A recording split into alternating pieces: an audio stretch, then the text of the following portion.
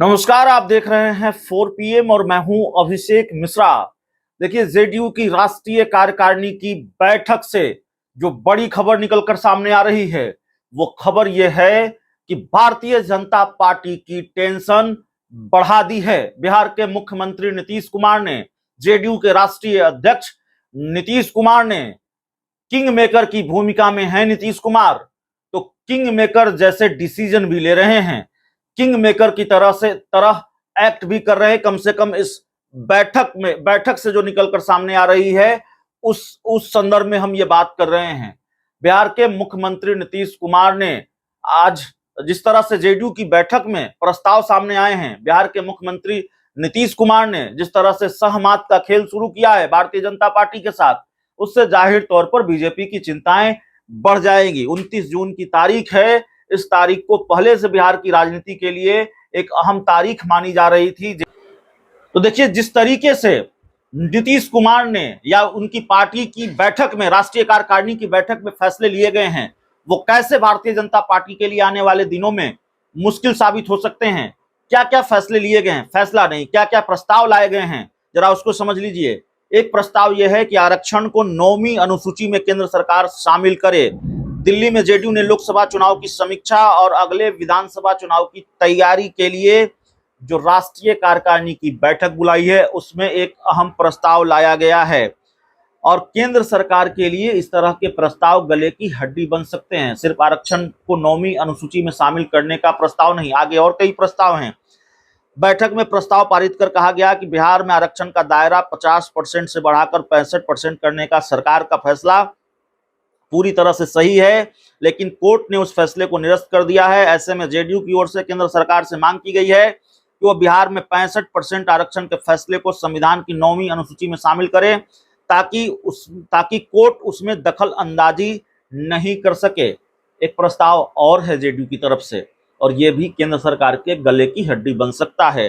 JDU की कार्य समिति की बैठक में एक बार फिर विशेष राज्य के दर्जे की बात कही गई है। नीतीश कुमार की ओर से केंद्र सरकार से मांग की गई है कि वह बिहार को या तो विशेष राज्य का दर्जा दें या फिर विशेष पैकेज दें। बिहार के विकास के लिए इसकी जरूरत है और जेडीयू का प्रतिनिधिमंडल प्रधानमंत्री से मिलकर विशेष राज्य का दर्जा और पैकेज की मांग करेगा। सहमत का खेल यहीं से शुरू हो जाता है। नीतीश कुमार ने अपनी इस मांग से भी केंद्र सरकार को मुसीबत में डाल दिया है। 2013 से ही केंद्र की मनमोहन सरकार के सामने रघुराम राजन की कमेटी के रिपोर्ट के आधार पर किसी भी राज्य को विशेष राज्य का दर्जा देने का प्रावधान खत्म कर दिया गया था। वहीं नरेंद्र मोदी ने 2015 में बिहार को 1.25 लाख करोड़ का विशेष पैकेज देने का ऐलान किया था और बीजेपी 2015 के बाद से ही ये कहती रही है कि केंद्र सरकार ने बिहार को विशेष पैकेज दे दिया है, लेकिन जेडीयू किसी तरह के विशेष पैकेज मिलने की बात से इनकार करती रही है। अब एक बार फिर इस मामले पर जेडीयू और बीजेपी के बीच टकराव की स्थिति उत्पन्न हो सकती है। बैठक में जो एक और महत्वपूर्ण प्रस्ताव है, ये भारतीय जनता पार्टी के उन नेताओं के लिए मैसेज है जो ये कह रहे हैं कि नीतीश कुमार के, माफ कीजिएगा, बीजेपी के नेतृत्व में बिहार में सरकार बननी चाहिए विधानसभा चुनाव के बाद 2025 में। तो जेडीयू की तरफ से क्लियर कर दिया गया है कि बिहार में 2025 का विधानसभा चुनाव नीतीश कुमार के नेतृत्व में लड़ा जाएगा। नीतीश के अलावा कोई दूसरा नेता मंजूर नहीं है। वर्ष 2025 के बिहार विधानसभा चुनाव में भी नीतीश के नाम पर ही जनता के बीच जाने का संकल्प इस बैठक में लिया गया है।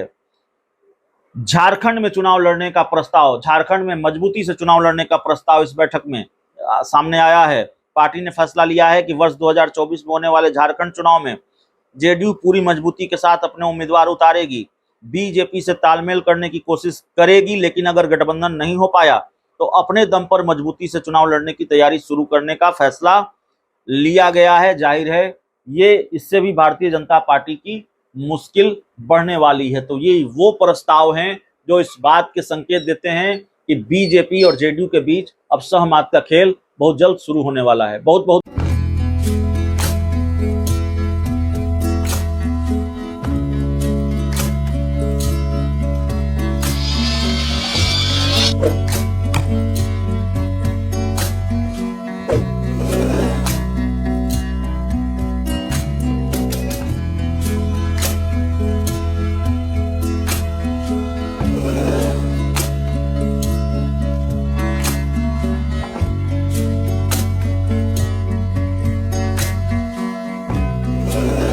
है।